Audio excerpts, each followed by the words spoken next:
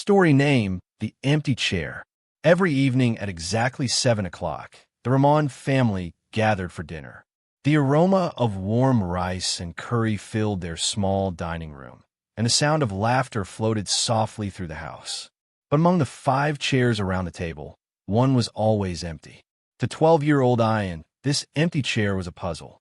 Every night he asked his father, "Baba, why do we keep this chair here if no one sits in it?" His father always smiled gently and replied, "One day you'll understand." At first, Ayan thought the chair must belong to a guest who never came. Then he guessed it was for a relative who lived far away. But no one ever mentioned a name, and the chair remained untouched, polished, clean, waiting. As years passed, the chair became normal to him, like a part of the house's soul. But everything changed the night a storm hit their village. Thunder roared across the sky, and heavy rain slammed against the windows. The lights flickered and vanished, plunging the house into darkness. Ayan's mother lit a candle, its flame trembling like a frightened child. When they sat down to eat, the glow of the candle cast long shadows on the table, and the empty chair looked more mysterious than ever.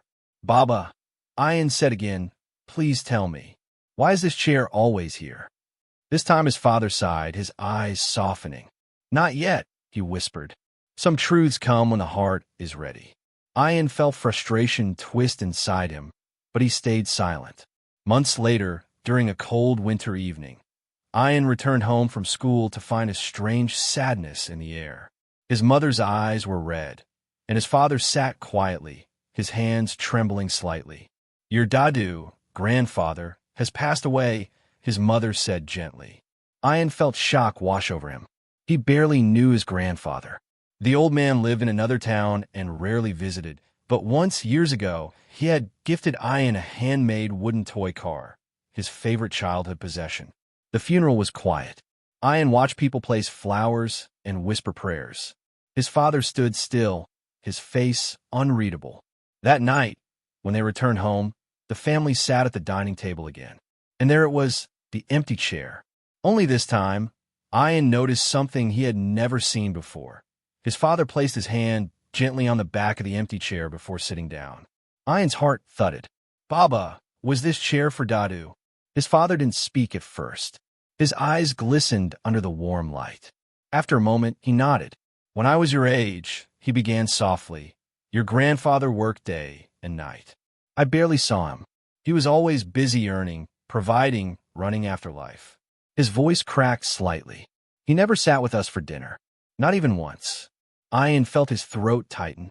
"When I grew up," his father continued, "I promised myself that I would never let that happen in my family. So I kept this chair to remind me every single day to make time for the ones I love." He gently slid the empty chair closer to the table. "It is a reminder, Ayan," he said, "a reminder that people disappear, but their absence remains. So while we have each other, we must choose presence over excuses." Ayan stared at the chair, no longer confused, but filled with a strange warmth and sorrow. He understood now, love isn't shown by grand gestures, but by showing up. From that night on, he sat closer to his father, listened more, and hugged him tighter. And every time he looked at the empty chair, he felt grateful for the dinner conversations, for the laughter, for the simple, precious moments that so many people forget to treasure. Years later, when Ayan had a family of his own, he placed an empty chair at his table too. Not because someone was missing, but because a lesson had become a legacy. A legacy that whispered, "Cherish the people you love while they are still here, because someday their empty chair will be the loudest thing in the room." Ayan finally understands the meaning of the empty chair when he sees his father gently touch it the night they return from his grandfather's funeral.